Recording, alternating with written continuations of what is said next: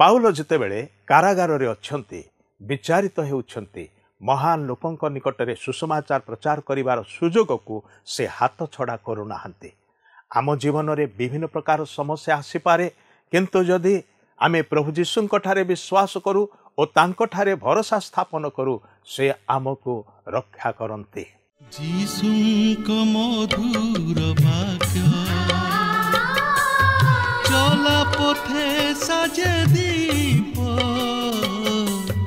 ଆମରି ଚରଣ ପାଇଁ ଅଲିଭା ଆଲୋକ ଦେଇ ଜୀବନର ପ୍ରତିପାଦେ ଜୀବନର ପ୍ରତିପାଦେ ବଢ଼ାଏ ସେ ସତ୍ୟ ପଥେ ପଥ ପ୍ରଦର୍ଶିକା ସେ ଯେ ପଥ ପ୍ରଦର୍ଶିକା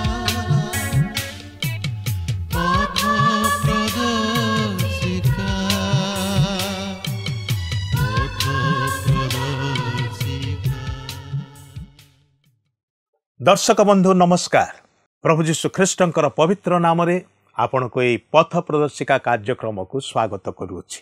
ଆପଣ ନିୟମିତ ଏହି କାର୍ଯ୍ୟକ୍ରମ ଦେଖୁଅଛନ୍ତି ଏବଂ ପ୍ରଭୁଙ୍କ ବାକ୍ୟରୁ ଶିକ୍ଷା ପ୍ରାପ୍ତ ହୋଇ ଆତ୍ମାରେ ବୃଦ୍ଧି ପାଉଛନ୍ତି, ସେଥିପାଇଁ ପ୍ରଭୁଙ୍କର ଧନ୍ୟବାଦ କରୁଅଛି। ଆପଣଙ୍କ ମଧ୍ୟରୁ ଅନେକ ଆମ ସହିତ ଯୋଗାଯୋଗ କରିଅଛନ୍ତି, ନିଜର ଅନୁଭୂତି ଏବଂ ମତାମତକୁ ପ୍ରକାଶ କରିଅଛନ୍ତି, ସେଥିପାଇଁ ଆପଣଙ୍କ ନିକଟରେ ଆମମାନେ ଧନ୍ୟବାଦ ଅଟୁ। ଯଦି ଏ ପର୍ଯ୍ୟନ୍ତ ଆପଣ ଆମ ସହିତ ଯୋଗାଯୋଗ କରିନାହାନ୍ତି, ଟିଭି ସ୍କ୍ରିନ୍ରେ ଯେଉଁ ନମ୍ବରଟି ଦେଖୁଛନ୍ତି ସେହି ନମ୍ବରରେ ଆମ ସହିତ ଯୋଗାଯୋଗ କରିବା ପାଇଁ ଭୁଲନ୍ତୁ ନାହିଁ। ପ୍ରିୟ ବନ୍ଧୁ, ଆମେ ଆଜିର ଅଧ୍ୟୟନରେ ପାଉଲଙ୍କ ପ୍ରତି ଆସିଥିବା ତାଡ଼ନା ଗୁଡ଼ିକ ପ୍ରତି ଦୃଷ୍ଟିପାତ କରିବା। ପାଉଲ ସୁସମାଚାର ପ୍ରଚାର ନିମନ୍ତେ ବିଭିନ୍ନ ପ୍ରକାର ସମସ୍ୟା, ତାଡ଼ନା ଏବଂ ନିର୍ଯାତନାର ସମ୍ମୁଖୀନ ହେଉଥିଲେ। କେତେବେଳେ ଶାସ୍ତ୍ରୀ ଓ ଫାରୁସୀମାନେ ତାହାଙ୍କୁ ନିର୍ଯାତନା ଦେଉଥିଲେ, ତ ବେଳେବେଳେ ସେ ଶାସନକର୍ତ୍ତାମାନଙ୍କ ଦ୍ୱାରା ମଧ୍ୟ ସେ ତାଡ଼ନା ପ୍ରାପ୍ତ ହେଉଥିଲେ। ଆଜିର ଅଧ୍ୟୟନରେ ଆମମାନେ ଦେଖୁ ଯେ ରାଜା ଆଗ୍ରିପାଙ୍କ ସମ୍ମୁଖରେ ପାଉଲ ଠିଆ ହେଉଛନ୍ତି। ଆଉ ସେ ପାଉଲଙ୍କର କଥାକୁ ରାଜା ଆଗ୍ରିପା ଶୁଣୁଛନ୍ତି। ଶୁଣିଲା ପରେ ଏହି ପ୍ରଶ୍ନ ପଚାରୁଛନ୍ତି, ଅଳ୍ପ କଥାରେ ତ ତୁମ୍ଭେ ଆମ୍ଭକୁ ପରିବର୍ତ୍ତନ କରିପାର ବୋଲି ମନେ କରୁଅଛ? ପାଉଲ ରାଜାଙ୍କର ଏହି ଉକ୍ତିର ପ୍ରତ୍ୟୁତ୍ତର ଦେଇ ସେ ଏକଥା କହିଲେ, ରାଜନ ଆଗ୍ରିପା, ଅଳ୍ପରେ ହେଉ କିମ୍ବା ବହୁତରେ ହେଉ, କେବଳ ଆପଣ ନୁହନ୍ତି, ମାତ୍ର ଯେତେ ଲୋକ ଆଜି ମୋର ଏହି ସାକ୍ଷ୍ୟ ଶୁଣୁଅଛନ୍ତି, ଯେପରି ସେମାନେ ସମସ୍ତେ କେବଳ ଏହି ବନ୍ଧନ ବିନା ସମସ୍ତେ ମୋର ପରି ହୁଅନ୍ତି, ଏହା ମୁଁ ଈଶ୍ୱରଙ୍କ ନିକଟରେ ପ୍ରାର୍ଥନା କରୁଅଛି। ପ୍ରିୟ ବନ୍ଧୁ, ଈଶ୍ୱରଙ୍କର ବାକ୍ୟ ଶକ୍ତିଯୁକ୍ତ ଅଟେ। ଜଣେ ବ୍ୟକ୍ତିକୁ ପୂର୍ଣ୍ଣ ଭାବରେ ରୂପାନ୍ତରିତ କରିଦେଇପାରେ। ଯଦି ଆମମାନେ ରାଜା ଆଗ୍ରିପାଙ୍କର ପରିବାରର ଇତିହାସକୁ ଦେଖୁ, ତାହାଙ୍କର ପିତା ଯୀଶୁଙ୍କ ସମୟରେ ସମସ୍ତ ଶିଶୁମାନଙ୍କୁ ହତ୍ୟା କରିଥିଲେ। ବାପ୍ତିଜକ ଯୋହନଙ୍କର ମୁଣ୍ଡକୁ କାଟି ଦେଇଥିଲେ। ତାହାଙ୍କର ପିତା ମଧ୍ୟ ଯାକୁବଙ୍କୁ ହତ୍ୟା କରିଥିଲେ। କିନ୍ତୁ ପାଉଲ ଭୟଭୀତ ନାହାନ୍ତି। ସେ ରାଜାଙ୍କର ନିକଟରେ ନିର୍ଭୟରେ ସୁସମାଚାର ପ୍ରଚାର କରୁଅଛନ୍ତି। ପାଉଲ ଯେତେବେଳେ କାରାଗାରରେ ଅଛନ୍ତି, ବିଚାରିତ ହେଉଛନ୍ତି, ମହାନ ଲୋକମାନଙ୍କ ନିକଟରେ ସୁସମାଚାରର ସାକ୍ଷ୍ୟ ଦେଉଛନ୍ତି, କୌଣସି ସୁଯୋଗକୁ ସେ ହାତ ଛଡ଼ା କରୁନାହାନ୍ତି। ଆଜି ଏହି ସମ୍ପର୍କରେ ଆହୁରି ଅଧିକ ବିସ୍ତୃତ ଭାବରେ ଆଲୋଚନା କରିବା, କିନ୍ତୁ ଆଲୋଚନାକୁ ଯିବା ପୂର୍ବରୁ ଆସନ୍ତୁ ଗୋଟିଏ ଭକ୍ତିମୂଳକ ଗୀତ ଶୁଣିବା।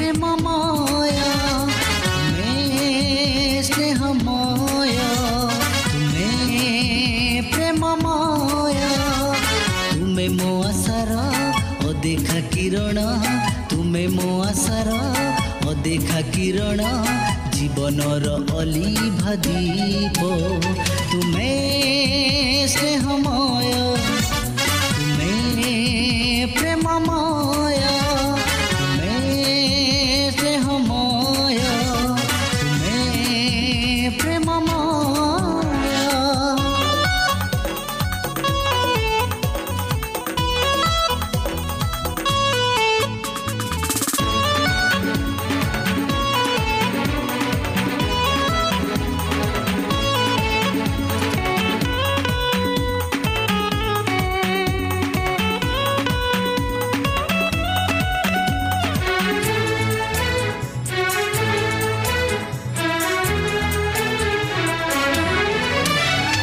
ଗଢ଼ିଥିଲ ତୁମେ ନିଜ ପରଶରେ ଭରିଦେଲ ତୁମେ ତୁମ ଆଶିଷରେ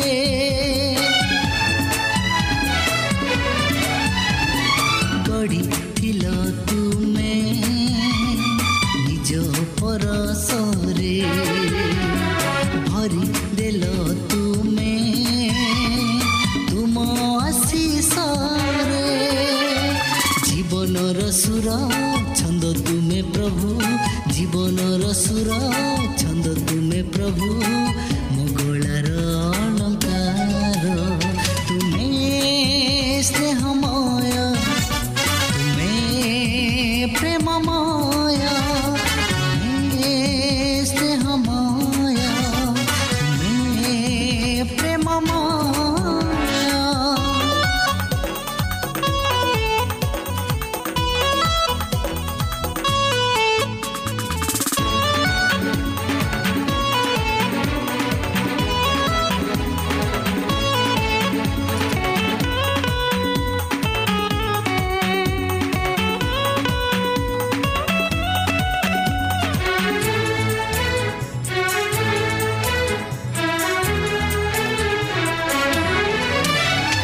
ଚାହିଁଲନି ତୁମେ ହୋମ ବଳିଦାନ ଚାହିଁଥିଲ ଖାଲି ଭଙ୍ଗା ଚୁନା ମନ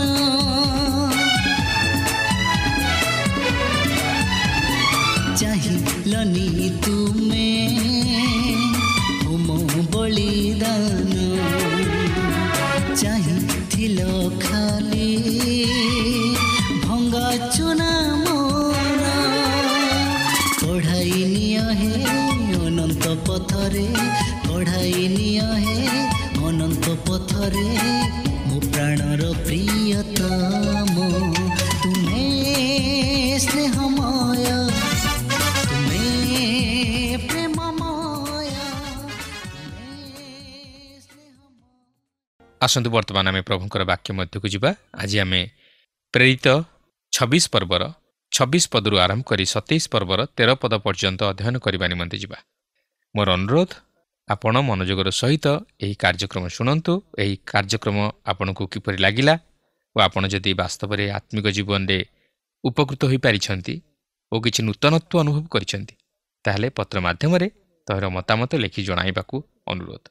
ତେବେ ଆପଣଙ୍କର ମନେ ଥିବ ଯେ ଗତ ଆଲୋଚନାରେ ଆମେ ଦେଖିଥିଲୁ ପ୍ରେରିତ ପାଉଲ ରାଜା ଆଗ୍ରିପାଙ୍କ ନିକଟରେ ନିଜ ଜୀବନର ସାକ୍ଷ୍ୟ ତଥା ଅନୁଭୂତିକୁ ଉପସ୍ଥାପିତ କରିବା ନିମନ୍ତେ ସୁଯୋଗ ପାଇଥିଲେ ଓ ସେ ସେହି ସାକ୍ଷ୍ୟ ମାଧ୍ୟମରେ ଖ୍ରୀଷ୍ଟଙ୍କୁ ଉପସ୍ଥାପିତ କରିଥିଲେ ଓ ଖ୍ରୀଷ୍ଟଙ୍କର ସୁସମାଚାର ପ୍ରଚାର କରିଥିଲେ। ମାତ୍ର ଫେଷ୍ଟ ତାହା ଜାଣିପାରି ଉତ୍ତ୍ୟକ୍ତ ହୋଇ ତହିଁରେ ପ୍ରତିବନ୍ଧକ ସୃଷ୍ଟି କରିଥିଲେ। ମାତ୍ର ପାଉଲ ଫେଷ୍ଟକୁ ବୁଦ୍ଧିର ସହିତ ଉତ୍ତର ଦେଇଥିଲେ ଯେ ସେ ପାଗଳ ନୁହନ୍ତି, ମାତ୍ର ସତ୍ୟ ଓ ସ୍ଥିର ବୁଦ୍ଧିର ବାକ୍ୟ ବ୍ୟକ୍ତ କରୁଅଛନ୍ତି। କିନ୍ତୁ ଆଜି ଆମେ ଆମର ବାଇବଲ ଅଧ୍ୟୟନରେ ସେହି ଘଟଣାର କ୍ରମଶଃ ଅଧ୍ୟୟନ କରି ଆଲୋଚନା କରିବା ନିମନ୍ତେ ଯିବା। ତେବେ ଲକ୍ଷ୍ୟ କରନ୍ତୁ, ପାଉଲ ଫେଷ୍ଟଙ୍କୁ ଉତ୍ତର ଦେବା ପରେ ସେ ରାଜା ଆଗ୍ରିପାଙ୍କ ନିକଟକୁ ଫେରିଯାଉଛନ୍ତି ଏକ ପ୍ରଶ୍ନ ନେଇ। ଦେଖନ୍ତୁ 26 ପର୍ବର 26 ଓ 27 ପଦରେ ଲେଖା ଅଛି, ରାଜା ତ ଏ ସମସ୍ତ ବିଷୟ ଜାଣନ୍ତି, ଆଉ ମୁଁ ତାଙ୍କ ଛାମୁରେ ମଧ୍ୟ ସାହସରେ କଥା କହୁଅଛି, କାରଣ ଏହି ସମସ୍ତ ବିଷୟର କୌଣସି କଥା ତାଙ୍କର ଅଗୋଚର ନୁହେଁ ବୋଲି ମୋର ବିଶ୍ୱାସ। ଏହା ତ ଗୋପନରେ କରା ହୋଇନାହିଁ। ହେ ରାଜନ ଆଗ୍ରିପା, ଆପଣ କ'ଣ ମାଓବାଦୀମାନଙ୍କୁ ବିଶ୍ୱାସ କରନ୍ତି? ଆପଣ ବିଶ୍ୱାସ କରନ୍ତି ବୋଲି ମୁଁ ଜାଣେ। ଦେଖନ୍ତୁ, ପାଉଲ ଏଠାରେ ପ୍ରକାଶ କରି କହନ୍ତି ଯେ ରାଜା ଆଗ୍ରିପା ମଧ୍ୟ ଏହି ସମସ୍ତ ବିଷୟ ଜାଣନ୍ତି, କିନ୍ତୁ ଜାଣିବା ଓ ଗ୍ରହଣ କରିବା ମଧ୍ୟରେ ଯଥେଷ୍ଟ ପାର୍ଥକ୍ୟତା ରହିଅଛି। କୌଣସି ଘଟଣାର ଅର୍ଥ ନ ବୁଝି ମଧ୍ୟ ତହିଁରେ ବିଶ୍ୱାସ କରିବା ସମ୍ଭବଯୋଗ୍ୟ। ଆପଣ ସୁସମାଚାରର ଘଟଣାଗୁଡ଼ିକ ବିଷୟରେ ଜାଣିପାରନ୍ତି, ଯାହାକି ପ୍ରଭୁ ଯୀଶୁଖ୍ରୀଷ୍ଟ ଆପଣଙ୍କ ପାପ ନିମନ୍ତେ ମୃତ୍ୟୁଭୋଗ କଲେ ଓ ପୁନରୁତ୍ଥିତ ହେଲେ। କିନ୍ତୁ ସେହି ଘଟଣା ସହିତ ଆପଣ କେତେ ଦୂର ଜଡ଼ିତ ଓ ତହିଁରେ ବିଶ୍ୱାସ କରନ୍ତି, ତାହା ହେଉଛି ଗୁରୁତ୍ୱପୂର୍ଣ୍ଣ ବିଷୟ। ପ୍ରିୟ ବନ୍ଧୁ, ଆଜି ଅନେକ ପ୍ରଭୁ ଯୀଶୁଖ୍ରୀଷ୍ଟଙ୍କ ବିଷୟରେ ଜାଣିବାକୁ ଚାହାନ୍ତି, ମାତ୍ର ସେମାନେ ଖ୍ରୀଷ୍ଟଙ୍କୁ ବାସ୍ତବରେ ଜାଣିବାକୁ ଚାହାନ୍ତି ନାହିଁ। ଖ୍ରୀଷ୍ଟଙ୍କ ବିଷୟରେ ଜାଣିଦେଲେ ଯଥେଷ୍ଟ ନୁହେଁ, ମାତ୍ର ତାହାଙ୍କଠାରେ ବିଶ୍ୱାସ ସ୍ଥାପନ କରି ତାହାଙ୍କୁ ବ୍ୟକ୍ତିଗତ ଭାବେ ଜାଣିବା ହେଉଛି ଗୁରୁତ୍ୱପୂର୍ଣ୍ଣ ବିଷୟ। ଏହାପରେ 28 ଓ 29 ପଦରେ ଲେଖା ଅଛି, ସେଥିରେ ଆଗ୍ରିପା ପାଉଲଙ୍କୁ କହିଲେ, ଅଳ୍ପ କଥାରେ ତ ତୁମ୍ଭେ ଆମ୍ଭକୁ ଖ୍ରୀଷ୍ଟିଆନ କରିପାର ବୋଲି ମନେ କରୁଅଛ? ପାଉଲ କହିଲେ, ଅଳ୍ପରେ ହେଉ କି ବହୁତରେ ହେଉ, କେବଳ ଆପଣ ନୁହନ୍ତି, ମାତ୍ର ଯେତେ ଲୋକ ଆଜି ମୋର କଥା ଶୁଣୁଅଛନ୍ତି, ଯେପରି ସେମାନେ ସମସ୍ତେ ସୁଦ୍ଧା ଏହି ବନ୍ଧନ ବିନା ମୋରି ପରି ହୁଅନ୍ତି, ଏହା ମୁଁ ଈଶ୍ୱରଙ୍କ ନିକଟରେ ପ୍ରାର୍ଥନା କରୁଅଛି। ପାଉଲଙ୍କର ଏକମାତ୍ର ଲକ୍ଷ୍ୟ ଥିଲା ଯେପରି ଖ୍ରୀଷ୍ଟଙ୍କ ନିମନ୍ତେ ସେ ଅନେକଙ୍କୁ ଲାଭ କରିପାରନ୍ତି, ଯେପରି ପ୍ରତ୍ୟେକ ଲୋକ ତାହାଙ୍କ ପରି ଖ୍ରୀଷ୍ଟଙ୍କର ପରିଚୟ ପାଆନ୍ତି ଓ ଖ୍ରୀଷ୍ଟଙ୍କ ନିମନ୍ତେ ସାକ୍ଷୀ ହୁଅନ୍ତି। ଆଗ୍ରିପା ଯଦିଓ ଖ୍ରୀଷ୍ଟଙ୍କ ବିଷୟରେ ଶୁଣିଥିଲେ, ମାତ୍ର ସେ ଖ୍ରୀଷ୍ଟଙ୍କୁ ଗ୍ରହଣ କରିବା ନିମନ୍ତେ ଇଚ୍ଛା କରିନଥିଲେ। କାରଣ ଯେପର୍ଯ୍ୟନ୍ତ ଜଣେ ବ୍ୟକ୍ତି ନିଜ ଜୀବନରେ ଖ୍ରୀଷ୍ଟଙ୍କର ପରିଚୟ ନ ପାଇଛି ଓ ନିଜ ଜୀବନରେ ତାହାଙ୍କୁ ଗ୍ରହଣ ନ କରିଛି, ସେ ପର୍ଯ୍ୟନ୍ତ ସେ କେବେ ହେଲେ ପରିବର୍ତ୍ତିତ ହୋଇପାରିବ ନାହିଁ। ଯେଉଁ ପାଉଲ ଦିନେ ଖ୍ରୀଷ୍ଟ ବିଶ୍ୱାସୀମାନଙ୍କୁ ତାଡ଼ନା କରିବା ନିମନ୍ତେ ଓ କାରାଗାରରେ ସମର୍ପଣ କରିବା ନିମନ୍ତେ ଆଗେଇ ଯାଇଥିଲେ, ସେ ଏଠାରେ ଅନେକଙ୍କୁ ଖ୍ରୀଷ୍ଟଙ୍କ ନିମନ୍ତେ ଲାଭ କରିବାକୁ ଚାହାନ୍ତି ଓ ସେମାନେ ଯେପରି ତାହାଙ୍କ ପରି ବନ୍ଧନଗ୍ରସ୍ତ ନ ହୁଅନ୍ତି, ଏଥିପାଇଁ ସେମାନଙ୍କ ନିମନ୍ତେ ପ୍ରାର୍ଥନା କରୁଅଛନ୍ତି। ଦେଖନ୍ତୁ କି ଅଦ୍ଭୁତ ପରିବର୍ତ୍ତନ! ସେ ବର୍ତ୍ତମାନ ଅନ୍ୟମାନଙ୍କର ଉଦ୍ଧାର ନିମନ୍ତେ ପ୍ରାର୍ଥନା କରୁଅଛନ୍ତି। ସମସ୍ତେ ଯେପରି ସେହି ଖ୍ରୀଷ୍ଟଙ୍କର ହୁଅନ୍ତି, ଏହା ତାଙ୍କର ଇଚ୍ଛା। ସେ କେବଳ ରାଜା ଓ ଶାସନକର୍ତ୍ତାମାନଙ୍କ ଉଦ୍ଧାର ନିମନ୍ତେ ଚିନ୍ତିତ ନୁହନ୍ତି, ମାତ୍ର ସମସ୍ତଙ୍କର ଉଦ୍ଧାର ନିମନ୍ତେ ଚିନ୍ତିତ ଅଟନ୍ତି। କିନ୍ତୁ କାହିଁକି? ଯେହେତୁ ସମସ୍ତେ ଦିନେ ଈଶ୍ୱରଙ୍କ ବିଚାରର ସମ୍ମୁଖୀନ ହେବାକୁ ଯାଉଅଛନ୍ତି ଓ ପ୍ରତ୍ୟେକ ଆପଣା ଆପଣା କର୍ମ ନେଇ ବିଚାରିତ ହେବେ। ଯେହେତୁ ପ୍ରଭୁ ଯୀଶୁଖ୍ରୀଷ୍ଟ ମୃତ୍ୟୁରୁ ଉଠିଅଛନ୍ତି, ତେଣୁକରି ଆଗାମୀ ବିଚାର ମଧ୍ୟ ରହିଅଛି। କାରଣ ଏକ ସିଂହାସନ ଅଛି ଯେଉଁଥିରେ କି ପ୍ରଭୁ ଯୀଶୁଖ୍ରୀଷ୍ଟ ଉପବେଶନ କରିଅଛନ୍ତି ଓ ସେ ଏହି ଜଗତର ବିଚାର ମଧ୍ୟ କରିବା ନିମନ୍ତେ ଆଗମନ କରୁଅଛନ୍ତି। ତେଣୁ ଈଶ୍ୱର ଚାହାନ୍ତି ତାହାଙ୍କର ସୃଷ୍ଟ ପ୍ରତ୍ୟେକ ମନୁଷ୍ୟ ଜାତି ଯେପରି ପାପରୁ ଉଦ୍ଧାର ପାଇ ସେହି ବିଚାରରୁ ରକ୍ଷା ପାଆନ୍ତି। 30ରୁ 32 ପଦ ମଧ୍ୟରେ ଲେଖା ଅଛି, ସେଥିରେ ରାଜା, ଶାସନକର୍ତ୍ତା, ବର୍ଣ୍ଣିକୀ ଓ ସେମାନଙ୍କ ସହିତ ଉପବିଷ୍ଟ ବ୍ୟକ୍ତିମାନେ ଉଠିଯାଇ ଅନ୍ତର ହୋଇ ପରସ୍ପର କଥାବାର୍ତ୍ତା କରୁ କରୁ କହିଲେ, ଏହି ଲୋକ ମୃତ୍ୟୁ କି ବନ୍ଧନଯୋଗ୍ୟ କୌଣସି କର୍ମ କରିନାହିଁ। ଆଉ ଆଗ୍ରିପା ଫେଷ୍ଟଙ୍କୁ କହିଲେ, ଏହି ଲୋକ ଯଦି କାଇସରଙ୍କ ଛାମୁରେ ବିଚାରିତ ହେବା ନିମନ୍ତେ ପ୍ରାର୍ଥନା କରିନଥାନ୍ତା, ତେବେ ମୁକ୍ତ କରାଯାଇ ପାରିଥାନ୍ତା। ଏଥିରୁ ଆମେ ଜାଣିବାକୁ ପାରୁଅଛୁ ପାଉଲ ନିର୍ଦ୍ଦୋଷୀ ଥିଲେ। ତାଙ୍କର କୌଣସି ସେପରି ଅପରାଧ ନଥିଲା, କିନ୍ତୁ ସେ ଏହିପରି ପରିସ୍ଥିତି ମଧ୍ୟ ଦେଇ ଗଲେ ଯେପରି ଈଶ୍ୱରଙ୍କ ଉଦ୍ଦେଶ୍ୟ ତାହାଙ୍କ ଜୀବନରେ ସଫଳ ହେବାକୁ ପାରେ। କାରଣ ତାହାଙ୍କୁ ଯେ ଅବଶ୍ୟ ରୋମରେ ସାକ୍ଷୀ ହେବାକୁ ହେବ, ଏହା ଈଶ୍ୱର ତାହାଙ୍କୁ ପୂର୍ବରୁ ଜଣାଇ ଦେଇଥିଲେ। ତେବେ ପାଉଲଙ୍କର ରୋମକୁ ଯିବାର ବିଷୟ ଏଠାରେ ଅତି ସ୍ପଷ୍ଟ ଭାବେ ଜଣାପଡ଼ିଯାଏ। ତେଣୁ ଯେଉଁମାନେ ଭାବନ୍ତି ଯେ ପାଉଲ କାଇସରଙ୍କ ଛାମୁରେ ବିଚାରିତ ହେବା ନିମନ୍ତେ ପ୍ରାର୍ଥନା କରିବା ତାହାଙ୍କ ପକ୍ଷରେ ଅନୁଚିତ ଥିଲା ବୋଲି, ତାହା ଭୁଲ ଧାରଣା। ପାଉଲ ସେହିପରି କହିବା ଦ୍ୱାରା କିଛି ଭୁଲ କରିନଥିଲେ, କାରଣ ଜଣେ ରୋମୀୟ ନାଗରିକ ହିସାବରେ କାଇସରଙ୍କ ଛାମୁରେ ବିଚାରିତ ହେବା ତାହାଙ୍କ ପକ୍ଷରେ ନ୍ୟାୟସଙ୍ଗତର କାରଣ ଥିଲା। ତାଛଡ଼ା ଏହାର ପଛରେ ମଧ୍ୟ ଈଶ୍ୱରଙ୍କର ମହାନ ଉଦ୍ଦେଶ୍ୟ ଥିଲା, ଯେପରି ପାଉଲ ରୋମରେ ଯାଇ ଖ୍ରୀଷ୍ଟଙ୍କ ନିମନ୍ତେ ସାକ୍ଷୀ ହୁଅନ୍ତି। ରୋମୀୟ ମଣ୍ଡଳୀ ନିକଟକୁ ପାଉଲ ପତ୍ର ଲେଖିବା ସମୟରେ ରୋମକୁ ଯିବା ନିମନ୍ତେ ତାହାଙ୍କ ମନରେ ଯେଉଁ ପ୍ରବଳ ଇଚ୍ଛା ଥିଲା, ତାହା ସେ ପ୍ରକାଶ କରନ୍ତି। ରୋମୀୟ ପ୍ରଥମ ପର୍ବର 10 ଓ 11 ପଦରେ ଲେଖା ଅଛି, ଏଥିନିମନ୍ତେ ମୁଁ କିପରି ନିରନ୍ତର ତୁମମାନଙ୍କ ନାମ ଉଲ୍ଲେଖ କରି ମୋର ସମସ୍ତ ପ୍ରାର୍ଥନାରେ ସର୍ବଦା ନିବେଦନ କରି ଆସୁଅଛି, ସେ ବିଷୟରେ ଯେଉଁ ଈଶ୍ୱରଙ୍କୁ ମୁଁ ମୋହର ଆତ୍ମା ଦେଇ ତାହାଙ୍କ ପୁତ୍ରଙ୍କ ସୁସମାଚାରରେ ସେବା କରେ, ସେ ମୋହର ସାକ୍ଷୀ ଅଟନ୍ତି।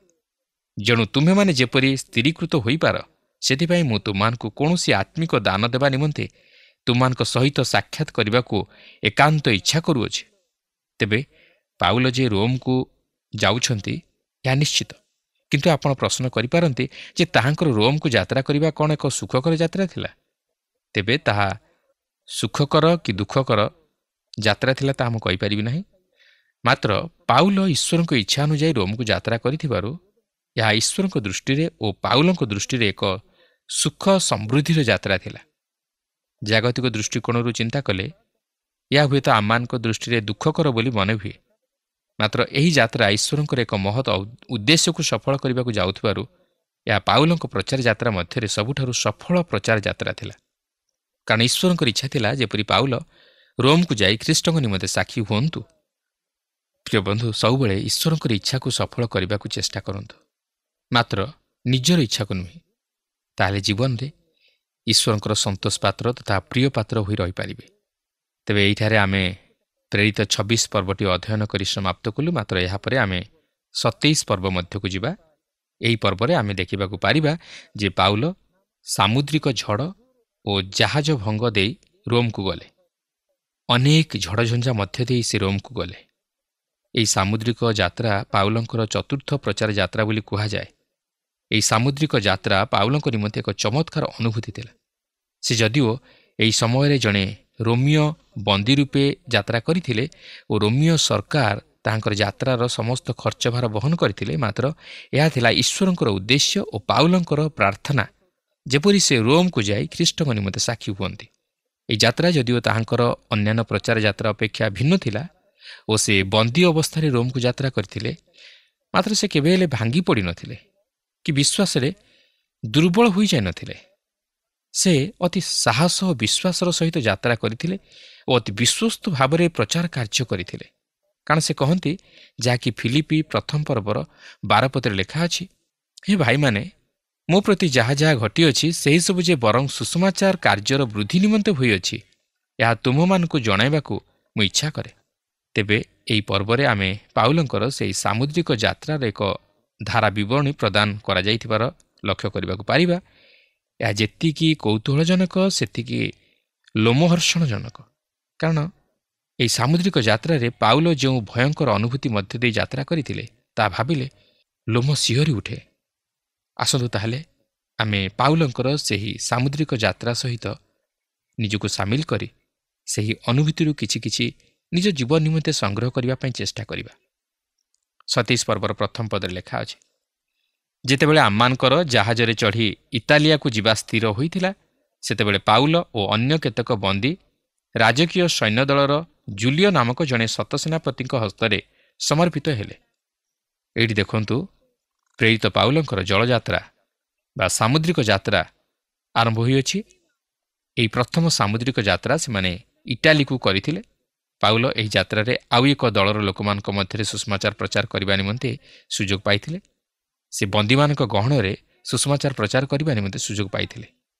ପାଉଲ ଓ ଅନ୍ୟ କେତେକ ବନ୍ଦୀ ଜୁଲିୟ ନାମକ ଜଣେ ଶତସେନାପତିଙ୍କ ହସ୍ତରେ ସମର୍ପିତ ହୋଇଥିଲେ। କିନ୍ତୁ ପାଉଲ ଓ ଅନ୍ୟ ବନ୍ଦୀମାନଙ୍କ ମଧ୍ୟରେ ଯଥେଷ୍ଟ ପାର୍ଥକ୍ୟତା ଥିଲା। ସେମାନେ ପାଉଲଙ୍କ ପରି ସୁସମାଚାର ନିମନ୍ତେ ବନ୍ଧନଗ୍ରସ୍ତ ନଥିଲେ, ମାତ୍ର ସେମାନେ ଅପରାଧୀ ଥିଲେ ଓ ସମ୍ଭବତଃ ସେମାନେ ପ୍ରାଣଦଣ୍ଡରେ ଦଣ୍ଡିତ ହେବାକୁ ଯାଉଥିଲେ। ସେମାନେ ଆଶାଶୂନ୍ୟ ଓ ଭରସାବିହୀନ ହୋଇ ରହିଥିଲେ। ସେମାନେ ଦୁଃଖରେ ଭାଙ୍ଗି ପଡ଼ିଥିଲେ। କିନ୍ତୁ ପାଉଲଙ୍କର କଥା ସେମାନଙ୍କର ସେହି ଆଶାଶୂନ୍ୟ ଜୀବନରେ ଏକ ନୂତନ ଆଶା ଓ ଭରସା ସଞ୍ଚାର କରିଥିଲା। ପାଉଲଙ୍କର ସେହି ଭରସାଦାୟକ ସୁସମାଚାର ସେମାନଙ୍କ ମନରେ ଏକ ଅପୂର୍ବ ଆନନ୍ଦ ଓ ଶାନ୍ତି ଭରି ଦେଇଥିଲା। ଯଦିଓ ସେମାନେ ଶାରୀରିକ ଭାବେ ସେହି ବନ୍ଧନରୁ ମୁକ୍ତ ହୋଇନଥିଲେ, ମାତ୍ର ଆତ୍ମିକ ଭାବେ ମୁକ୍ତ ହୋଇଥିଲେ। ସେମାନେ ସେହି ପାପର ବନ୍ଧନରୁ ମୁକ୍ତ ହୋଇଥିଲେ। ଆପଣ ଜାଣିଥିବେ, ପ୍ରଭୁ ଯୀଶୁ ବନ୍ଦୀମାନଙ୍କୁ ମୁକ୍ତ କରିବା ପାଇଁ ମଧ୍ୟ ଏହି ଜଗତକୁ ଆସିଥିଲେ। ଅର୍ଥାତ୍ ଯେଉଁମାନେ ପାପର ବନ୍ଧନରେ ବନ୍ଧନଗ୍ରସ୍ତ, ସେମାନଙ୍କୁ ପାପର ବନ୍ଧନରୁ ମୁକ୍ତ କରି ସ୍ୱାଧୀନତା ଦେବା ନିମନ୍ତେ ଆସିଥିଲେ। ତେବେ ଏଠାରେ ଲକ୍ଷ୍ୟ କରିବାର ବିଷୟ ହେଉଛି, ପାଉଲ ଯଦିଓ ବନ୍ଧନରେ ଥିଲେ, ମାତ୍ର ସେ ବନ୍ଧନଗ୍ରସ୍ତ ଲୋକମାନଙ୍କ ନିକଟରେ ସୁସମାଚାର ପ୍ରଚାର କରି ସେମାନଙ୍କୁ ପାପର ବନ୍ଧନରୁ ମୁକ୍ତ କଲେ। ପାଉଲ ଯେଉଁ ଜୁଲିୟ ନାମକ ଶତସେନାପତିଙ୍କ ହସ୍ତରେ ସମର୍ପିତ ହୋଇଥିଲେ, ସେହି ଶତସେନାପତି ଜଣେ ଉତ୍ତମ ଲୋକ ଥିଲେ, ଯାହାକି ଆମେ ପରେ ଦେଖିବାକୁ ପାରିବା। ଏହାପରେ 27 ପର୍ବର 2 ପଦରେ ଲେଖା ଅଛି, ସେଥିରେ ଆସିଆ ଉପକୂଳରେ ବିଭିନ୍ନ ସ୍ଥାନକୁ ଯିବା ନିମନ୍ତେ ଉଦ୍ୟତ ଗୋଟିଏ ଆଦ୍ରାମୁତୀୟ ଜାହାଜରେ ଆମମାନେ ଚଢ଼ି ଜାହାଜ ଫିଟାଇଦେଲୁ। ଆଉ ମାକିଦୋନିଆର ଆରିସ୍ତାର୍ଖ ନାମକ ଜଣେ ଥେସଲୋନିକୀୟ ଲୋକ ଆମମାନଙ୍କ ସାଙ୍ଗରେ ଥିଲେ। ଆପଣ ଯଦି ମାନଚିତ୍ର ଦେଖିବେ ତାହେଲେ ଜାଣିପାରିବେ ଯେ ସେମାନେ ଇସ୍ରାଏଲର ସମୁଦ୍ର ଉପକୂଳବର୍ତ୍ତୀ ଅଞ୍ଚଳ ଦେଇ ଯାତ୍ରା କରୁଅଛନ୍ତି, କିନ୍ତୁ ସେମାନେ ସିଧାସଳଖ ରୋମ୍କୁ ଯାତ୍ରା କରୁନାହାନ୍ତି। ଏହାପରେ 3 ପଦରେ ଲେଖା ଅଛି, ପରଦିନ ଆମମାନେ ସିଦୋନରେ ପହଞ୍ଚିଲୁ, ଆଉ ଜୁଲିଓ ପାଉଲଙ୍କ ପ୍ରତି ସଦୟ ବ୍ୟବହାର କରି ଆପଣା ମିତ୍ରମାନଙ୍କ ନିକଟକୁ ଯାଇ ସେବା ପାଇବା ନିମନ୍ତେ ଅନୁମତି ଦେଲେ। ଜୁଲିଓ ପାଉଲଙ୍କ ପ୍ରତି କୋମଳ ବ୍ୟବହାର ଦେଖାଉଛନ୍ତି। ପାଉଲ ଯେପରି ସେବା ପାଇବାକୁ ପାରନ୍ତି ଏଥି ନିମନ୍ତେ ଆପଣା ମିତ୍ରମାନଙ୍କ ନିକଟକୁ ତାହାଙ୍କୁ ପଠାଉଛନ୍ତି। ସୋର ଓ ସିଦୋନ ଏକ ସ୍ଥାନ ଯାହାକି ଫଇନିକିଆର ଉପକୂଳବର୍ତ୍ତୀ ଅଞ୍ଚଳରେ ଅବସ୍ଥିତ, ଯାହାକି ବର୍ତ୍ତମାନ ଲେବାନନ ବୋଲି ପରିଚିତ।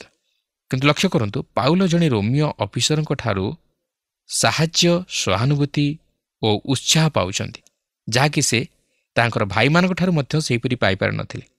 ସେ ସେହି ରୋମୀୟ ଅଫିସରଙ୍କ ନିକଟରେ ମଧ୍ୟ ସୁସମାଚାର ପ୍ରଚାର କରିବା ନିମନ୍ତେ ସୁଯୋଗ ପାଇଥିଲେ, ଯାହାଫଳରେ ସେହି ରୋମୀୟ ଅଫିସର ତାହାଙ୍କ ପ୍ରତି ଦୟାଭାବ ଦେଖାଇଥିଲେ। 27 ପର୍ବର 4 ପଦରୁ 5 ପଦରେ ଲେଖା ଅଛି, ସେହି ସ୍ଥାନରୁ ଜାହାଜ ଫିଟାଇ ପ୍ରତିକୂଳ ପବନ ହେତୁ ଆମମାନେ କୁପ୍ରର ଉହାଡ଼େ ଉହାଡ଼େ ଯାତ୍ରା କରି କିଲିକିଆ ଓ ପମ୍ଫୁଲିଆ ସମ୍ମୁଖସ୍ଥ ସମୁଦ୍ର ପାର ହୋଇ ଲୁକିଆର ମୁରାକୁ ଆସିଲୁ। ଯାହା ଜଣାଯାଏ ସେମାନେ କୁପ୍ରର ଦକ୍ଷିଣ ଅଞ୍ଚଳକୁ ଆସିଲେ, ଯେହେତୁ ସେମାନେ ଉତ୍ତରା ପବନର ସମ୍ମୁଖୀନ ହୋଇଥିଲେ, ଓ ଏହାପରେ ସେମାନେ ଏସିଆ ମାଇନରର ଦକ୍ଷିଣ ଉପକୂଳବର୍ତ୍ତୀ ଅଞ୍ଚଳକୁ ଆସିଲେ। 6 ପଦରେ ଲେଖା ଅଛି, ସେଠାରେ ସତସେନାପତି ଇଟାଲିଆକୁ ଯାଉଥିବା ଗୋଟିଏ ଆଲେକ୍ଜାଣ୍ଡ୍ରିୟ ଜାହାଜ ପାଇ ସେଥିରେ ଆମମାନଙ୍କୁ ଚଢ଼ାଇ ଦେଲେ। ଦେଖନ୍ତୁ, ସେମାନେ ମୁରାରୁ ଆଉ ଏକ ଜାହାଜ ପରିବର୍ତ୍ତନ କରୁଅଛନ୍ତି, ଆଉ ତାହା ଆଲେକ୍ଜାଣ୍ଡ୍ରିୟ ଜାହାଜ ଥିଲା, ଯାହାର ଅର୍ଥ ହେଉଛି ଯେ ସେହି ଜାହାଜ ଉତ୍ତର ଆଫ୍ରିକାରୁ ଆସିଥିଲା ଓ ଇଟାଲୀକୁ ଯାଉଥିଲା। 7 ଓ 8 ପଦରେ ଲେଖା ଅଛି, ପରେ ଅନେକ ଦିନ ପର୍ଯ୍ୟନ୍ତ ଧୀରେ ଧୀରେ ଯାଇ କଷ୍ଟରେ କ୍ଲିଦର ସମ୍ମୁଖରେ ଉପସ୍ଥିତ ହୋଇ ପବନ ଆମମାନଙ୍କୁ ଆଗକୁ ଯିବା ପାଇଁ ଛାଡ଼ି ନ ଦେବାରୁ ସାଲମୋନିର ସମ୍ମୁଖ ଦେଇ କ୍ରିତିର ଉହାଡ଼େ ଉହାଡ଼େ ଯାତ୍ରା କଲୁ। ପୁଣି କଷ୍ଟରେ କୂଳେ କୂଳେ ଯାଇ ସୁନ୍ଦର ବନ୍ଦର ନାମକ ଗୋଟିଏ ସ୍ଥାନକୁ ଆସିଲୁ, ଲାସାୟା ସେଥିର ନିକଟବର୍ତ୍ତୀ।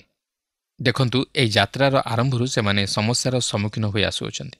ସେମାନେ ପ୍ରତିକୂଳ ପବନର ଥରକୁ ଥର ସମ୍ମୁଖୀନ ହେଉଛନ୍ତି, ଯାହାଫଳରେ ସେମାନେ ଯେଉଁ ଦିଗରେ ଯିବାକୁ ଇଚ୍ଛା କରୁଅଛନ୍ତି ସେହି ଦିଗରେ ଯାଇପାରୁନାହାନ୍ତି। ଆଉ ଶେଷରେ ସେମାନେ ସୁନ୍ଦର ବନ୍ଦର ନାମକ ଏକ ସ୍ଥାନରେ ଯାଇ ପହଞ୍ଚୁଛନ୍ତି, ଯାହାକି କ୍ରିତିର ଦକ୍ଷିଣ ଉପକୂଳବର୍ତ୍ତୀ ଅଞ୍ଚଳ। ଏଥିରୁ ଆପଣ ଅନୁମାନ କରିପାରୁଥିବେ ସେମାନେ ସିଧାସଳଖ ନ ଯାଇ ବୁଲି ବୁଲି ଯାତ୍ରା କରୁଅଛନ୍ତି। 9 ଓ 10 ପଦରେ ଲେଖା ଅଛି, ଏହି ପ୍ରକାରେ ଅନେକ ସମୟ ଅତିବାହିତ ହେଲା। ପୁଣି ଜଳଯାତ୍ରା ବର୍ତ୍ତମାନ ସଙ୍କଟଜନକ ହୋଇପଡ଼ିଲା, କାରଣ ସେତେବେଳେ ଉପବାସ ପର୍ବ ଗତ ହୋଇଥିଲା। ଏଣୁ ପାଉଲ ସେମାନଙ୍କୁ ସତର୍କ କରାଇ କହିଲେ, ମହାଶୟମାନେ, ଏହି ଜଳଯାତ୍ରା ଯେ କେବଳ ମାଲ ଓ ଜାହାଜର ଅନିଷ୍ଟ ହେବ ତାହା ନୁହେଁ, ମାତ୍ର ଆମମାନଙ୍କ ପ୍ରାଣର ମଧ୍ୟ ଯେ ଅନିଷ୍ଟ ଓ କ୍ଷତିକାରକ ହେବ ଏହା ମୁଁ ଜାଣୁଅଛି। ଏହାର ଅର୍ଥ ହେଉଛି ଗୋଟିଏ ଋତୁର ଅବସାନ ଘଟିବାକୁ ଯାଉଥିଲା ଓ ଶୀତ ଋତୁର ଆଗମନ ହେଉଥିଲା। ସେମାନେ ସେହି ଝଡ଼ ଋତୁ ଆସିବା ପୂର୍ବରୁ ରୋମରେ ପହଞ୍ଚିବା ନିମନ୍ତେ ଚେଷ୍ଟା କରୁଥିଲେ, ମାତ୍ର ତାହା ହୋଇପାରିଲା ନାହିଁ। ସେମାନେ ବର୍ତ୍ତମାନ ଅଧିକରୁ ଅଧିକ ଝଡ଼ର ସମ୍ମୁଖୀନ ହେବାକୁ ଯାଉଅଛନ୍ତି। କିନ୍ତୁ ଏଠାରେ ପାଉଲଙ୍କର ସାହସ ଓ ତାହାଙ୍କର ଉପଦେଶ ଅତି ସହାୟକ ଓ ଜରୁରୀ ମଧ୍ୟ ଥିଲା। ଜାହାଜର ଅଧିନାୟକ ଯେଉଁ ଦାୟିତ୍ୱ ବହନ କରିବା କଥା ପାଉଲ ତାହା ବହନ କରୁଅଛନ୍ତି। ସେ ଲୋକମାନଙ୍କ ମନରେ ସାହସ ଦେଉଛନ୍ତି ଓ ସେମାନଙ୍କୁ କେତେକ ଉପଦେଶ ଦେଉଛନ୍ତି, ଯାହାକି ସେହିପରି ସମୟରେ ଅତି ସହାୟକ ଥିଲା। ପାଉଲ ଏଠାରେ ପ୍ରକୃତରେ ଏକ ପରୀକ୍ଷା ମଧ୍ୟ ଦେଇ ଗତି କରୁଅଛନ୍ତି, କିନ୍ତୁ ସେ ହତାଶ ହେଉନାହାନ୍ତି, ମାତ୍ର ସେ ସମସ୍ତଙ୍କୁ ସାହସ ଦେଉଛନ୍ତି ଓ ସେହି ବିପଦରୁ କିପରି ଉଦ୍ଧାର ପାଇବେ ତାହା ସେମାନଙ୍କୁ ଜଣାଉଛନ୍ତି। ବାସ୍ତବରେ ସାମୁଦ୍ରିକ ଝଡ଼ ବଡ଼ ଭୟଙ୍କର। ଯେଉଁମାନେ ସେହି ଝଡ଼ର ସମ୍ମୁଖୀନ ହୋଇଅଛନ୍ତି ସେମାନେ ହିଁ କେବଳ ସେହି ଝଡ଼ର ଭୟଙ୍କରତାକୁ ଦେଖିଥିବେ। ପାଉଲ ହିଁ ମାତ୍ର ଜଣେ ବ୍ୟକ୍ତି ଯିଏକି ପ୍ରଭୁଙ୍କଠାରେ ସ୍ଥିର ରହି ଅନ୍ୟମାନଙ୍କୁ ଉଦ୍ଧାର ପାଇବାର ପଥ ଦେଖାଉଛନ୍ତି। ଏଥିରୁ ପ୍ରକୃତରେ ପାଉଲଙ୍କର ବିଶ୍ୱାସ ଓ ଦୃଢ଼ ମନୋବଳର ପରିଚୟ ମିଳେ। ସେ ଯେ ସଦାସର୍ବଦା ଈଶ୍ୱରଙ୍କ ସହିତ ଜୀବନଯାପନ କରି ତାହାଙ୍କ ଉପରେ ନିର୍ଭର କରୁଥିଲେ ତାହା ଏଥିରୁ ଜଣାଯାଏ। ଏହାପରେ 27 ପର୍ବର 11ରୁ 13 ପଦ ମଧ୍ୟରେ ଲେଖା ଅଛି, କିନ୍ତୁ ସତସେନାପତି ପାଉଲଙ୍କ କଥା ଅପେକ୍ଷା ଜାହାଜର ଚାଳକ ଓ ଅଧିକାରୀଙ୍କ କଥାରେ ଅଧିକ ମନୋଯୋଗ କଲେ। ଆଉ ସେହି ବନ୍ଦରଟି ଶୀତକାଳ କଟାଇବା ନିମନ୍ତେ ସୁବିଧାଜନକ ନଥିବାରୁ କୌଣସି ପ୍ରକାରେ ଫଇନିକ୍ସରେ ପହଞ୍ଚି ସେଠାରେ ଶୀତକାଳ କଟାଇବା ନିମନ୍ତେ ସେଠାରୁ ଜାହାଜ ଛାଡ଼ିଦେବାକୁ ଅଧିକାଂଶ ଲୋକ ପରାମର୍ଶ ଦେଲେ। ସେହି ଫଇନିକ୍ସ କ୍ରିତିର ଗୋଟିଏ ବନ୍ଦର, ତାହା ଉତ୍ତର ପୂର୍ବ ଓ ଦକ୍ଷିଣ ପୂର୍ବ ଅଭିମୁଖୀ। ପରେ ଦକ୍ଷିଣ ପବନ ଧୀରେ ଧୀରେ ବହିବାରୁ ସେମାନେ ଆପଣା ଆପଣା ସଂକଳ୍ପ ସଫଳ ହେଲା ବୋଲି ମନେକରି ଲଙ୍ଗର ତୋଳି କ୍ରିତିର କୂଳର ଅତି ନିକଟ ଦେଇ ଯିବାକୁ ଲାଗିଲେ। ପ୍ରିୟ ବନ୍ଧୁ, ଏଠାରେ ଆମେ ଦେଖୁ ଯେ ସେମାନେ ଯଦିଓ ପାଉଲଙ୍କ କଥା ଶୁଣିଲେ ନାହିଁ, ମାତ୍ର ଘଟଣାଗୁଡ଼ିକ ପରେ ଏପରି ଘଟିଲା ଯଦ୍ୱାରା ପାଉଲଙ୍କ କଥା ସତ ବୋଲି ସେମାନେ ଜାଣିବାକୁ ପାରିଲେ। ଏହି ସାମୁଦ୍ରିକ ଯାତ୍ରାରେ ଅଧିନାୟକ, ସୈନ୍ୟମାନେ ଓ ଜାହାଜର ଚାଳକ ମନୁଷ୍ୟମାନଙ୍କର ଚିନ୍ତାଧାରା ଉପରେ ନିର୍ଭର କରି କାର୍ଯ୍ୟ କରୁଥିଲେ, ମାତ୍ର ପାଉଲ ଈଶ୍ୱରଙ୍କ ଉପରେ ନିର୍ଭର କରି ସମସ୍ତ କାର୍ଯ୍ୟ କରୁଥିଲେ। ସେମାନେ ମନୁଷ୍ୟମାନଙ୍କର କୌଶଳ ଓ ବୁଦ୍ଧି ଉପରେ ନିର୍ଭର କରୁଥିଲେ, ମାତ୍ର ପାଉଲ ଈଶ୍ୱରଙ୍କ ଉପରେ ନିର୍ଭର କଲେ। ପ୍ରିୟ ବନ୍ଧୁ, ଏହି ଜଗତ ହେଉଛି ଏକ ସାଗର, ଆଉ ଏହି ସାଗର ମଧ୍ୟରେ ଆମର ଜୀବନ ରୂପକ ନୌକାଟି ଟଳମଳ ହୋଇ ଭାସୁଛି। କେତେବେଳେ ସେହି ଭୟଙ୍କର ଝଡ଼ ଆସି ଆମର ଏହି ଜୀବନ ରୂପକ ନାଁଟିକୁ ଧକ୍କା ମାରିବ ତାହା ଆମେ ଜାଣୁନା। କିନ୍ତୁ ଆମେ ଯଦି ମନୁଷ୍ୟର ଜ୍ଞାନ କୌଶଳ ଉପରେ ନିର୍ଭର କରି ଚାଲୁ ଓ ନିଜର ଚିନ୍ତାଧାରାରେ ପରିଚାଳିତ ହୋଇ ସବୁକିଛି ଭଲ ବୋଲି ବିଚାର କରୁ, ମାତ୍ର ଈଶ୍ୱରଙ୍କ ଆଡ଼କୁ ଦୃଷ୍ଟି ନ କରୁ, ତାହେଲେ ଆମର ଏହି ଜୀବନ ରୂପକ ତରି ଯେ ନିରାପଦରେ ତାର ଲକ୍ଷ୍ୟସ୍ଥଳରେ ପହଞ୍ଚିଯିବ ତାହା ଭାବିବା ଭୁଲ। କାରଣ ଆମେ ଜାଣୁନା ଆଗକୁ ଆମର ଜୀବନ ପ୍ରତି କି ବିପଦ ରହିଛି। କିନ୍ତୁ ଯଦି ଆମେ ସବୁ ପରିସ୍ଥିତିରେ ଈଶ୍ୱରଙ୍କ ପ୍ରତି ଦୃଷ୍ଟି ଦେବା ଓ ତାହାଙ୍କ ଇଚ୍ଛା ଲୋଡ଼ି କାର୍ଯ୍ୟ କରିବା ଓ ତାହାଙ୍କୁ ଅର୍ଥାତ୍ ସେହି ପ୍ରଭୁ ଯୀଶୁଙ୍କୁ ଆମର ଏହି ଜୀବନ ରୂପକ ତରିରେ ନାବିକ କରିବା, ତାହେଲେ ଆମର ଏହି ତରିଟି ସତ ଝଡ଼ଝଞ୍ଜାକୁ ଅତିକ୍ରମ କରି ଲକ୍ଷ୍ୟସ୍ଥଳରେ ପହଞ୍ଚିପାରିବ ଓ ଈଶ୍ୱରଙ୍କ ଉଦ୍ଦେଶ୍ୟ ମଧ୍ୟ ସଫଳ ହୋଇପାରିବ। ପ୍ରଭୁ ଆମ ପ୍ରତ୍ୟେକଙ୍କୁ ଆଶୀର୍ବାଦ କରନ୍ତୁ।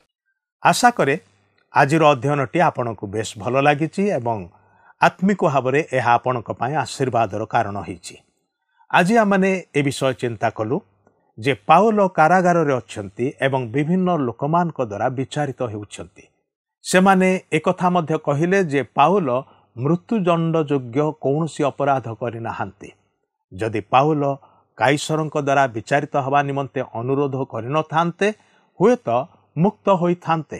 ବର୍ତ୍ତମାନ ସେ ରୋମକୁ ଯିବା ପାଇଁ ଯାତ୍ରା କରୁଛନ୍ତି ଏବଂ ଯିବା ପଥରେ ଭୟଙ୍କର ଝଡ଼ର ସମ୍ମୁଖୀନ ହେଉଛନ୍ତି। ତଥାପି ଆଶ୍ଚର୍ଯ୍ୟ ଭାବରେ ପ୍ରଭୁ ତାହାଙ୍କୁ ରକ୍ଷା କରୁଅଛନ୍ତି। ଆମ ଜୀବନରେ ମଧ୍ୟ ବିଭିନ୍ନ ପ୍ରକାର ସମସ୍ୟା ଆସିପାରେ, କିନ୍ତୁ ଯଦି ଆମେ ପ୍ରଭୁ ଯୀଶୁ ଖ୍ରୀଷ୍ଟଙ୍କଠାରେ ବିଶ୍ୱାସ କରୁ, ତାହାଙ୍କଠାରେ ଭରସା ରଖୁ, ସେ ଆମକୁ ରକ୍ଷା କରିବା ପାଇଁ ସମର୍ଥ ଅଟନ୍ତି। ପ୍ରିୟ ବନ୍ଧୁ, ଆଜି ତ ଆମମାନଙ୍କର ଆଲୋଚନାର ସମୟ ଏଠି ସରିଯାଇଛି। ପରବର୍ତ୍ତୀ କାର୍ଯ୍ୟକ୍ରମରେ ପୁଣି ଆପଣଙ୍କ ସହିତ ସାକ୍ଷାତ ହେବ। ବିଦାୟ ନେବା ପୂର୍ବରୁ ଆସନ୍ତୁ ପ୍ରଭୁଙ୍କ ନିକଟରେ ପ୍ରାର୍ଥନା କରିବା। ପ୍ରଭୁ, ଜୀବନରେ ଝଡ଼ଝଞ୍ଜା ଆସେ, ତୁମେ ପାଉଲଙ୍କ ଜୀବନରେ ମଧ୍ୟ ସେହି ଝଡ଼ର ସମ୍ମୁଖୀନ ହେବା ସମୟରେ ତୁମେ ଆଶ୍ଚର୍ଯ୍ୟ ପ୍ରକାରେ ଉଦ୍ଧାର କଲ। ଯେଉଁ ଜାହାଜରେ ଯାତ୍ରା କରୁଥିଲେ ସେ ଜାହାଜ ନଷ୍ଟ ହେଲା, ମାତ୍ର ପାଉଲ ଏବଂ ତାଙ୍କର ସଙ୍ଗୀମାନଙ୍କର ଜୀବନ ସୁରକ୍ଷିତ ହେଲା। ଆଜି ତୁମେ ସେହି ପରମେଶ୍ୱର ଆମମାନଙ୍କୁ ମଧ୍ୟ ସମ୍ମୁଖୀନ ହେଉଥିବା ସମସ୍ତ ବିପଦରୁ ଉଦ୍ଧାର କରିବା ପାଇଁ ସମର୍ଥ ଅଟ। ତୁମଠାରେ ନିଜକୁ ସମର୍ପଣ କରୁଅଛୁ। ତୁମକୁ ଏବଂ ତୁମର ଉଦ୍ଦେଶ୍ୟ ଇଚ୍ଛାକୁ ଜୀବନରେ ସବୁବେଳେ ଅଗ୍ରାଧିକାର ଦେବା ପାଇଁ, ତୁମଠାରେ ସମର୍ପିତ ରହିବା ପାଇଁ ସାହାଯ୍ୟ କର। ଏହି ପ୍ରାର୍ଥନା ପ୍ରଭୁ ଯୀଶୁ ଖ୍ରୀଷ୍ଟଙ୍କର ପବିତ୍ର ନାମରେ ଉତ୍ସର୍ଗ କରୁଅଛୁ। ଆମେନ୍। ବହୁତ ବହୁତ ଧନ୍ୟବାଦ। ପ୍ରଭୁ ଆପଣଙ୍କୁ ଆଶୀର୍ବାଦ କରନ୍ତୁ। ପ୍ରିୟ ବନ୍ଧୁ, ଆଶା କରୁ ଆପଣଙ୍କୁ ଆମ ପଥ ପ୍ରଦର୍ଶିକା କାର୍ଯ୍ୟକ୍ରମ ନିଶ୍ଚୟ ଭଲ ଲାଗିଥିବ। ଯଦି ଭଲ ଲାଗିଛି ତାହେଲେ ଆମକୁ 0444908129 ନମ୍ବରରେ ନିଶ୍ଚୟ ଗୋଟିଏ ମିସ୍ଡ କଲ୍ ଦେବେ। ଆପଣଙ୍କ ମିସ୍ଡ କଲ୍ ଆମ ନିମନ୍ତେ ଅତି ବହୁମୂଲ୍ୟ। ମୁଁ ଆନନ୍ଦର ସହ ଜଣାଉଛି ଯେ ପ୍ରତ୍ୟେକ ମିସ୍ଡ କଲ୍ ଦାତାଙ୍କ ମଧ୍ୟରୁ ସପ୍ତାହ ଶେଷରେ ଯିଏ ଅଧିକ ମିସ୍ଡ କଲ୍ ଦେଇଥିବେ ତାଙ୍କୁ ମନୋନୀତ କରାଯିବ ଓ ପୁରସ୍କୃତ କରାଯିବ। ସେହି ଦର୍ଶକ ବନ୍ଧୁଙ୍କ ନାମ ଓ ଫଟୋ ଆମ କାର୍ଯ୍ୟକ୍ରମ ଶେଷରେ ଦେଖାଯିବ। ଗତ ସପ୍ତାହର ବିଜୟ ଦର୍ଶକ ବନ୍ଧୁ ହେଲେ ବରହମପୁରରୁ ସୁନିତା ସାହୁ ଓ ପରିବାର।